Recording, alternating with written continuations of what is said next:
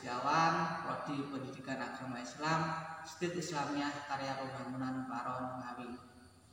Di sini saya akan menjelaskan tentang strategi penerapan perilaku tata krama di dalam kelas. Apa sih tata krama itu? Tata krama terdiri dari dua suku kata, yaitu tata dan krama. Tata yang artinya aturan atau adat, sedangkan krama ini berasal dari bahasa Jawa, yaitu kromo yang artinya baik. Jadi tata krama artinya peraturan yang baik di dalam masyarakat. Nah, di sini kalimat tata krama hubungan erat dengan budaya Jawa. Karena tata krama itu budaya turun-temurun yang ada di dalam budaya Jawa, terutama di Jawa Timur, Jawa Tengah. Nah, di sini saya akan menjelaskan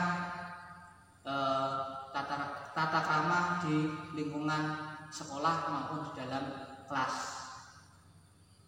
yakni tentang perilaku tata krama siswa atau murid. Nah, perilaku bermasalah yang ada di kelas, yaitu murid, itu sudah mulai luntur karena perkembangan zaman dan teknologi. Sebagai contoh, siswa dalam bertata krama, baik dalam berbicara, sopan santun dengan guru sudah mulai luntur karena perkembangan zaman dan teknologi saat ini yang berkembang. Nah, di sini saya akan menjelaskan strategi apa yang harus diterapkan agar tata krama ini mulai muncul kembali di dalam diri siswa. Nah, strategi yang pertama, penerapan berbahasa Jawa. Nah, bahasa Jawa ini adalah bahasa sehari-hari di lingkungan rumah maupun bahasa sehari-hari anak-anak. Nah, di sini sebagai guru dan pendidik harus memberikan pengetahuan bagaimana menggunakan bahasa Jawa yang baik. Nggak mungkin anak-anak dalam berkomunikasi itu terus menggunakan bahasa Indonesia terus. Saya yakin juga akan menggunakan bahasa Jawa karena bahasa sehari-hari. Nah, sebagai guru ataupun pendidik harus memberikan pengetahuan menggunakan bahasa Jawa. Bahasa Jawa itu juga dibagi beberapa tingkatan, yaitu bahasa Moko, bahasa Madya, dan bahasa Kromo. Nah, di sini kita juga akan memberikan pengetahuan pada anak-anak bagaimana menggunakan bahasa Jawa dengan seumuran murid dengan murid, bagaimana berbahasa Jawa dengan murid dengan kakak kelasnya atau adik kelasnya, dan bagaimana berbahasa Jawa murid dengan guru atau murid dengan orang yang lebih tua. Nah, kalau murid berbicara dengan murid seumuran itu menggunakan bahasa Moko.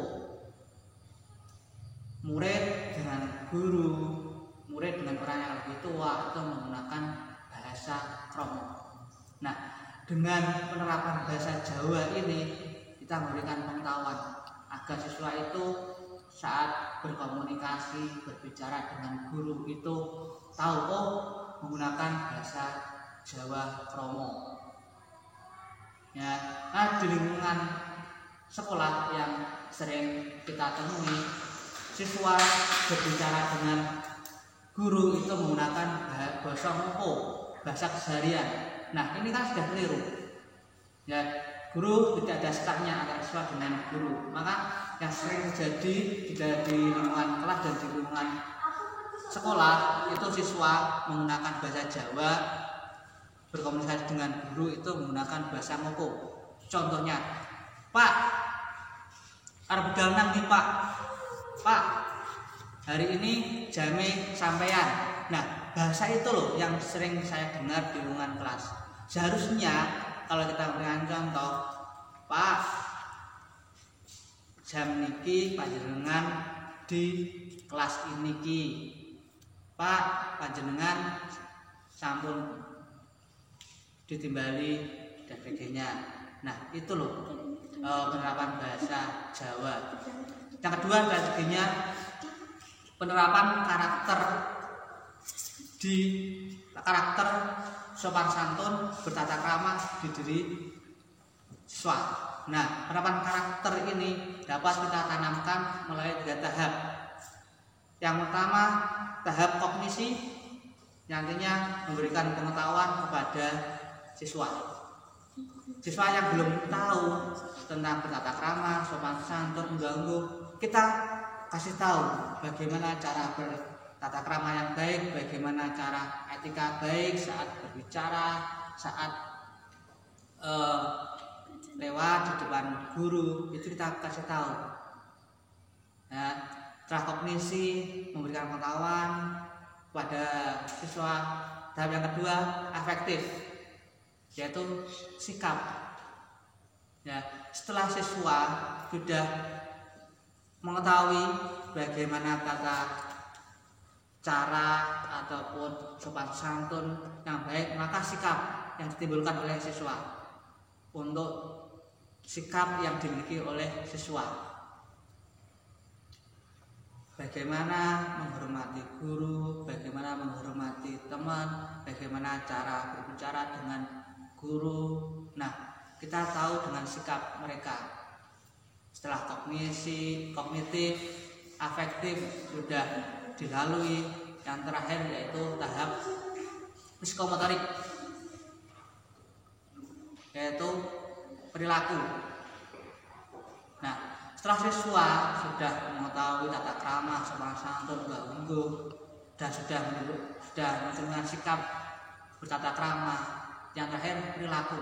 Kita lihat perilaku anak sudah berubah belum setelah mereka mengetahui sopan santun, tata krama, dan mengganggu. Kita akan tahu apakah sudah berhasil atau belum dua tahap tadi, kognitif, afektif.